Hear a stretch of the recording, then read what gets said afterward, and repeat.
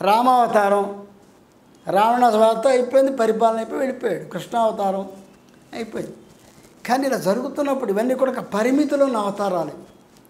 కానీ ఇక్కడ ఎన్నో యుగాలు, ఎన్నో కల్పాలు ఉన్నాయి. అన్నింట్లో కూడా రాను రాను ధర్మం లుప్తమవుతూ మళ్ళీ పెరుగుతూ వస్తుంది. చక్రం ఇది.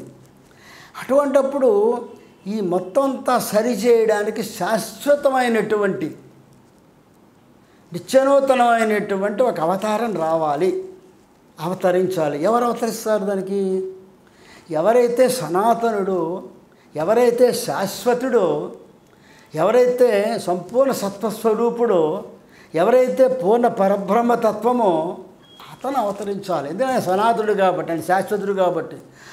త్రిపుర రహస్యంలో చెప్పినట్టు సృష్టి ముందు ఉంటూ, సృష్టిలోనూ ఉంటూ, సృష్టి తర్వాత కూడా ఉండగలిగేటువంటి వాడు కావాలి. ఎవరు? పూర్ణ పరబ్రహ్మ. మరి బ్రహ్మ మహేష్ సృష్టి మహేశ్వరులు కాదా? కాదు. వీళ్ళకి కూడా పరిమితి ఉంది. బ్రహ్మగారికి ఆయు పరిమితి ఉంది. మనం ఇవాళ చెప్పుకున్నాం, అథ పృథివ్యాం అద్య బ్రహ్మణ ద్వితీయ పరార్థే అన్నాం. అంటే బ్రహ్మగారి 100 ఏళ్ల వయసులో 50 ఏళ్ల వయసు దాటిపోయి ఒక క్షణం గడిచిపోయింది అప్పుడే. అంటే ఇది 100 ఏళ్ల వయసు ఉంది. ఆ 100 ఏళ్ళు అంటే ఎంత అంటే 311,44,00,00,000 సంవత్సరాలు. అది బ్రహ్మగారు ఆయుర్దాయం. అంటే అక్కడ ఓ బ్రహ్మగారు వెళ్ళిపోతారు, మరో బ్రహ్మగారు వస్తారు. సృష్టి నడుస్తూ ఉంటుంది. మరో బ్రహ్మగారు వస్తారు, మరో బ్రహ్మగారు వస్తారు.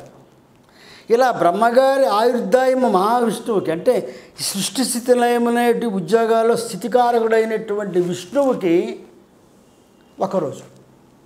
ఆయన 100 సంవత్సరాల ఆయుర్దాయం అక్కడి నుంచి. అది కొన్ని కోట్ల సంవత్సరాలు. అది రుద్రుడికి ఒకరోజు. అట్లాగే ఆయన 100 సంవత్సరాల ఆయుర్దాయం అమ్మవారికి కనురెప్పపాటు.